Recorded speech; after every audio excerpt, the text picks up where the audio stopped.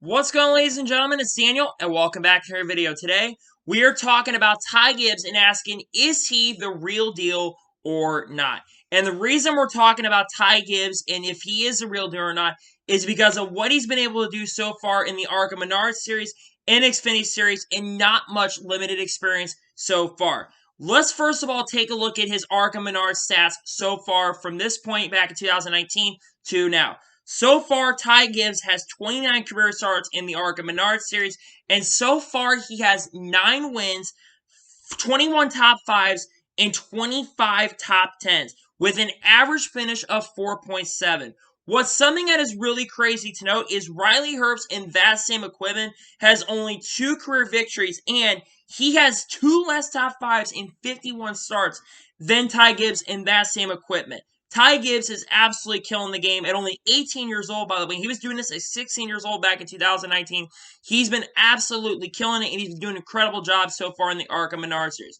But this is where things get really, really awesome and really interesting for Ty Gibbs. Ty Gibbs so far in the Xfinity series has only 3 career starts. And nobody expected what Ty Gibbs has done so far in the NASCAR Xfinity series to do. No one expected him to do what he's done so far. Ty Gibbs won his first career race in his first ever Xfinity Series start at the Daytona Road Course. It's only the win he's gotten so far. But what's really, really impressive so far is only 6 drivers won in their first career start. I think David Pearson and Kurt Busch were 2 of those names that won in their first career start. But get this, compared to Ty Gibbs, those other 5 drivers who won their first career starts, those 5 drivers actually were Cup Series drivers or potential Cup Series champions. Ty Gibbs winning his first career start, beating Austin Hendrick, who's one of the best road course ringers out there, and a guy who's won quite a few road course races in the NASCAR Xfinity Series. The fact that he beat Austin Cindric, yes, he had damage, but the fact that he beat Austin Cindric and did that in his first career start, which nobody expected and nobody saw coming, was absolutely impressive. And he backed that up with a second place finish at Phoenix International Speedway. Keep this in mind.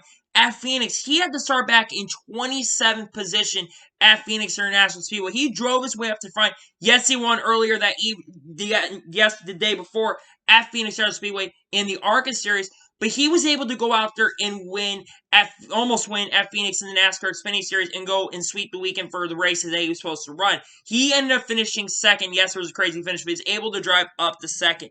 And then last race at Martinsville that concluded on Sunday, which started on Saturday, but concluded on Sunday, he had to start finishing 15th place at Martinsville, and he drove his way up to the front and was really, really fast. The car in the long run was absolutely fantastic to watch.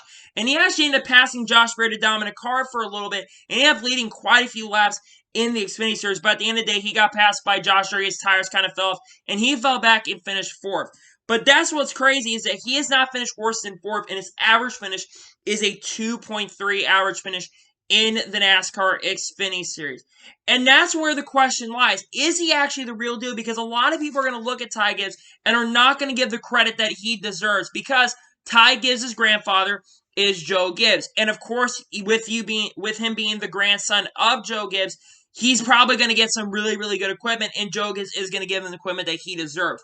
But you can have the equipment all you want. You still got to back up the talent and back up what you can be able to do. And so far, he's been able to do that in the NASCAR Xfinity Series and the NASCAR ARCA Series. He's been absolutely killing it in the few years that he's been running.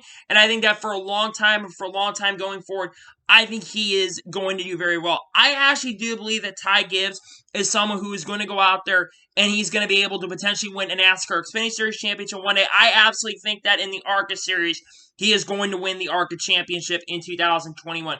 Just looking at the competition, Ty Gibbs has that this year. He has Corey Hyman. I think he's also a very, very talented driver. And he's a few other drivers he's competing against there in the ARCA Series. But he's really the favorite going in there. And I think that, honestly, he's going to run away with the title in the ARCA Series. And then in the Xfinity Series, every time he races, who's his biggest competition? Austin Cindric and a couple other guys.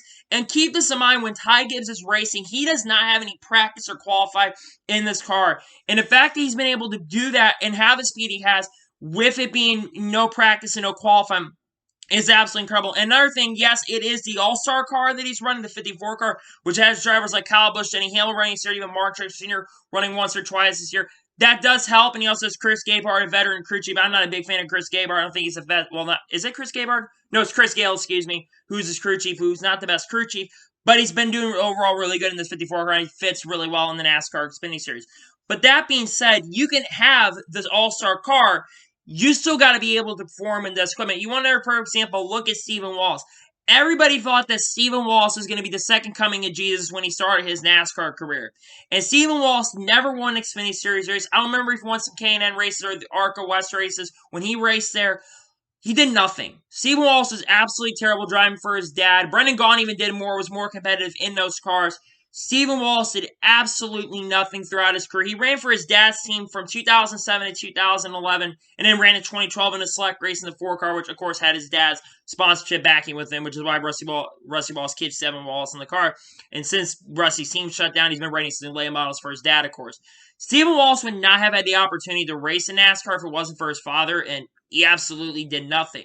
And then you had just compared Ty Gibbs to Riley Herbst again, because Riley Herbst did nothing in this car last year. Riley Herbst last year got beat in the points by Brandon Brown and Ryan Sieg, who both had 2/3 the equipment that Riley Herbst had. And Harrison Burton, who drove that car, and Brandon Jones, who I wasn't even the biggest fan of Brandon Jones, Harrison Burton and Brandon Jones outran Riley Herbst on a week-by-week basis. Riley Herbst last year got 4 top 5s, I think, all of 2000. Actually, I think he only got 4 top 5s all year of 2020, compared to Ty Gibbs already. He's had 3 top 5s. He's 1 top 5 short.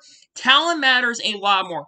There's 3 big names currently in the NASCAR Xfinity Series right now who are really at the top of their game, and not NASCAR Xfinity, but NASCAR prospects coming up through the ranks that really right now are taking the next step forward. Those guys are Chandler Smith, Sam Mayer, and Ty Gibbs. Sam Mayer has ran a couple Truck Series start this year. He'll be making his next Truck Series race at Richmond International for Brett Holmes Racing. Not the best equipment overall, but I think that Sam Mayer will get a really good run for Brett Holmes Racing's organization. I think he'll perform very well for them. And then he's actually going to be jumping up to the Xfinity Series to race for Junior Motorsports. I think Sam Mayer and Ty Gibbs will battle each other quite a bit, since that A-car just recently won with Josh Berry this past weekend, which I would have been really cool to see either Ty Gibbs, Sam Mayer, Ty Gibbs, or Josh Berry go on and end up winning that race, and they ended up doing that very, very well.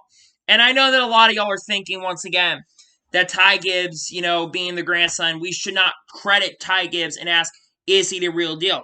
And I have to say this here, I absolutely think he's the real deal. He's been doing well in the NASCAR Xfinity Series, been doing well in the ARCA Series. And he also, like not many drivers in the field, he has a fantastic personality. He's not afraid to say what is on his mind. Yes, he'll apologize for what he says on his mind, but he's not afraid to speak his mind and speak his opinion on a certain issues. He was very, very blatant at the Daytona ARCA race, where he was very, very blatant, said that he would rather go an iRacing race on there than race the ARCA race, which I agree. The ARCA Menards race at Daytona earlier this year was absolutely terrible, and you couldn't do anything. I couldn't blame him. And then Dale Jarrett called him out, and then he basically apologized. It's like, I don't know what Dale Jarrett was doing there. I mean, the ARCA Menards series at the racing at Super Speedways, I have to agree with Ty here. It's absolutely crap racing. But I think that Ty Gibbs is a future legend in the sport. I think he's a guy that is not only going to win the Xfinity Series Championship, I absolutely think he's ready to jump up to Xfinity. The fact that he's had 3 starts, he's been successful as he has been already, and he's beating some of the best in the Xfinity Series field as quick as he is, I think that he's absolutely ready to jump up to the NASCAR Xfinity Series full-time in 2022. And I think long-term, he'll be a Cup Series driver for Joe Gibbs Racing. Now, what year do I think Ty Gibbs is going to jump up to the Cup Series? I don't think it's going to be until 2023 or 2024, to be perfectly honest with you. I think it's going to take a few years for him to jump up to the Cup Series. I know his long-term goal is to jump up to Cup Series and race for his grandfather, which I think he absolutely should go to Joe Gibbs Racing if he goes up there, because he's been absolutely proving one of the best. And I mean, he has more hype around him right now than Joey Logano. Well, basically, he has the same amount of hype as Joey Logano had when he was coming up to the sport. And there's a lot of hype around him, and there's a lot of talent around this kid. And I think long-term, Ty Gibbs is someone who's going to not only lead the sport for a long-term future, but I think that Ty Gibbs will continue to bring the Gibbs name and help the Gibbs name going forward. He is a very, very awesome driver. He's a great personality. He's a great ambassador for the sport going forward. And I think that he will win a couple Cup Series championships as time goes on.